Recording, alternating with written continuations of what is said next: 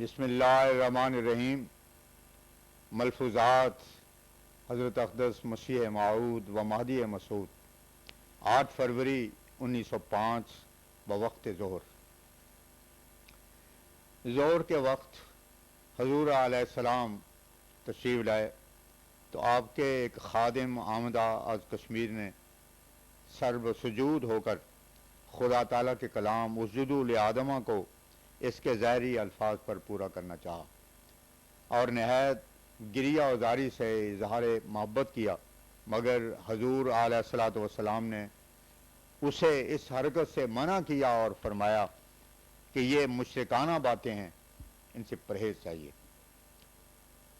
ایک اور شخص کی درخواست مباحثہ پر فرمایا، حسب اعلام الہی ہم نے مباحثے کا دروازہ بند کر دیا ہے، لیکن ہاں جس کا جی چاہے ازالہ شبہات کے لیے ہم سے کلام یا تحریر کر سکتا ہے۔ بحث میں تو فریقین کو ہار جیت کا خیال ہوتا ہے، مگر اس میں یہ خیال نہیں ہوتا۔ بحث کے بند کرنے سے ہماری یہ غرض نہیں ہے کہ اگر کوئی شخص کوئی اعتراض کرے یا سوال کرے یا اسے کچھ وساوس ہوں تو اس کی طرف توجہ نہ کی جاوے، بلکہ اس سے مراد یہ تھی کہ جواب اور جواب الجواب اور پھر ہار جیت کا جو خیال لوگوں کو ہوتا ہے، اس سے وہ احقاق حق سے دور جا پڑتے ہیں، ورنہ سوالات اور ازالہ وساوس کے لیے دروازہ کھلا ہے، جس کا جی چاہے ہم سے پوچھ سکتا ہے۔ 9 فروری 1905 ظہر کے وقت تشریف لا کر تعاون کے ذکر پہ فرمایا کہ سردی کی شدت میں یہ کم ہو جایا کرتی تھی،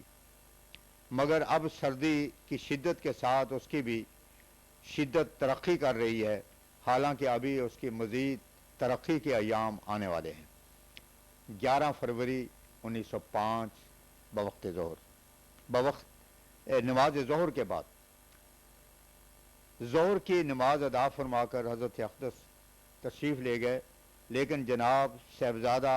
سراج الحق صاحب نعمانی کی اقارب میں سے ایک صاحب مولوی احمد سعید صاحب انصاری سہارنپوری برادر زادہ و شاگرد خلیفہ محی السنہ و قامل البدع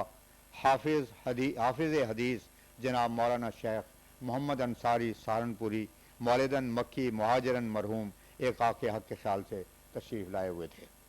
اس لیے صاحبزادہ صاحب نے حضور اقدس سے ان کی ملاقات کی درخواست کی، جس پر حضور علیہ السلام اسی وقت تشریف لے آئے اور تھوڑی دیر مجلس فرمائی۔ بعد استفسار عصم و سکونت و مختلف اذکار کے مسئلہ جہاد کا تذکرہ ہوا، جس میں ضمناً بعض ان گروہوں کا ذکر بھی آ گیا جو کہ ہر ایک کافر کو بذریعہ تلوار قتل کر دینے کو غزہ قرار دیتے ہیں اور انگریزوں کے ملکوں میں رہنا بدعت اور کفر خیال کرتے ہیں۔ اس پر حضور علیہ السلام نے فرمایا، ان کا یہ خیال کہ ہم کفر کے اثر سے بچنے کے لیے الگ رہتے ہیں، اور اگر انگریزوں کے رعیت ہو کر رہیں تو آنکھوں سے کفر اور شرک کے کام دیکھنے پڑیں اور مشرکانہ کلام کان سے سننے پڑیں، میرے نزدیک درست نہیں ہے،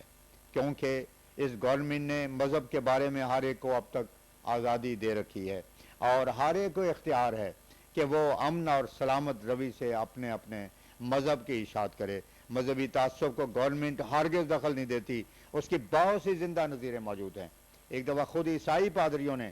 ایک جھوٹا مقدمہ خون کا مجھ پر بنایا۔ ایک انگریز اور عیسائی آگم کے پاس ہی وہ مقدمہ تھا۔ اس وقت کا ایک لیفٹیننٹ گورنر بھی ایک پادری مزاج آدمی تھا، مگر آخر اس نے فیصلہ میرے حق میں دیا اور بالکل بری کر دیا، بلکہ یہاں تک کہا کہ میں پادریوں کی خاطر انصاف کو ترک نہیں کر سکتا۔ اس کے بعد ابھی ایک مقدمہ فیصلہ ہوا ہے، پہلے تو وہ ہندو مجسٹریٹوں کے پاس تھا، نہیں معلوم کہ انہوں نے کس رو میں آ کر بہت ہی واضح اور بین وجوہات کو نظر انداز کر دیا اور مجھ پر جرمانہ کیا، لیکن آخر جب اس کی اپیل ایک انگریز حاکم کے پاس ہوئی تو اس نے بری کر دیا اور مجسٹریٹ کی کارروائی پر افسوس ظاہر کیا اور کہا کہ جو مقدمہ اپنے ابتدائی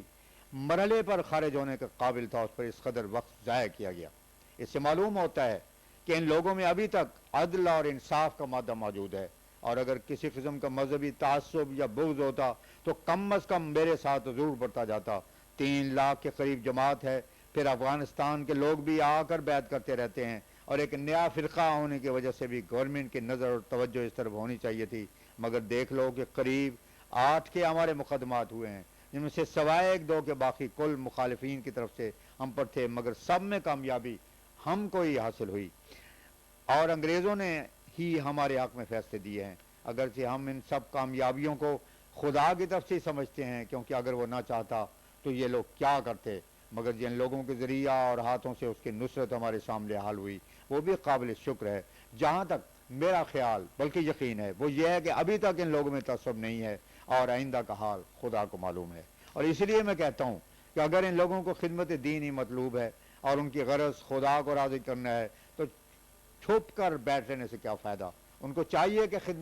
خدمت دین کا ایک پہلو ہاتھ میں لیں۔ گورنمنٹ کی طرف سے کسی قسم کی سختی ہرگز نہیں ہے، لوگوں کو تبلیغ اور اتمام حجت کریں۔ یہ خیال بالکل غلط ہے کہ واحد لوگوں کو گورنمنٹ گرفت کرتی ہے، ہرگز نہیں۔ ہاں جو لوگ مفسد ہوتے ہیں وہ ضرور خود ہی گرفت کے قابل ہوتے ہیں، گورنمنٹ کا اس میں کیا قصور۔ اب تو عیسویت کا یہ حال ہے کہ اس پر خود بخود موت آ رہی ہے، خود ان کے بڑے بڑے عالم اور فاضل تثلیث کے پکے دشمن ہو گئے ہیں، اور نئی تعلیم نے ان کے دلوں میں یہ بات کوٹ کر بھر دی ہے کہ بناوٹی خدا اب کام نہیں آ سکتا۔ پادریوں کی یہ حالت ہے کہ صرف ٹکڑے کی خاطر کام کر رہے ہیں، ایک دن تنخواہ کو دیر ہو جائے تو کام چھوڑ دیتے ہیں اور خود عیسائی مذہب کے رد میں کتابیں لکھتے ہیں۔ اب یہ زمانہ کسر صلیب کا ہے، تقریر کے مقابلے پر تلوار سے کام لینا بالکل نادانی ہے۔ خدا تعالیٰ قرآن شریف میں فرماتا ہے کہ جس طرح اور جن آلات سے کفار تم پر حملہ کرتے ہیں انہی طریقوں اور آلات سے تم ان لوگوں کا مقابلہ کرو۔ اب ظاہر ہے کہ ان لوگوں کے حملے اسلام پر تلوار سے نہیں ہیں بلکہ قلم سے ہیں، لہذا ضرور ہے کہ ان کے جواب قلم سے دیا جاوے۔ اگر تلوار سے دیا جاوے گا تو یہ اعتداء ہوگا، جس سے خدا تعالیٰ کی صریح ممانعت قرآن شریف میں موجود ہے، ان اللہ لا یحب المعتدین، البقرہ آیت 191۔ پھر اگر عیسائیوں کو قتل بھی کر دیا جاوے تو اس سے وہ وساوس ہرگز دور نہ ہوں گے جو کہ دلوں میں بیٹھے ہوئے ہیں، بلکہ وہ اور پختہ ہو جائیں گے، اور لوگ کہیں گے کہ واقعی میں اہل اسلام کے پاس اپنے مذہب کی حقانیت کی دلیل کوئی نہیں، لیکن اگر شیریں کلامی اور نرمی سے ان کے وساوس کو دور کیا جاوے تو امید ہے کہ وہ سمجھ جاویں گے۔ اور ہم نے دیکھا ہے کہ بعض عیسائی لوگ جو یہاں آتے ہیں ان کو جب نرمی سے سمجھایا جاتا ہے تو اکثر سمجھ آتے ہیں اور تبدیل مذہب کر لیتے ہیں، جیسے کہ ماسٹر عبدالحق صاحب نو مسلم۔ بس ہماری رائے تو یہ ہے کہ جہاں تک ہو سکے کمر بستہ ہو کر دین کی خدمت میں مصروف ہوں، کیونکہ یہ وقت اسی کام کے لیے ہے، اگر اب کوئی نہیں کرتا تو اور کب کرے گا۔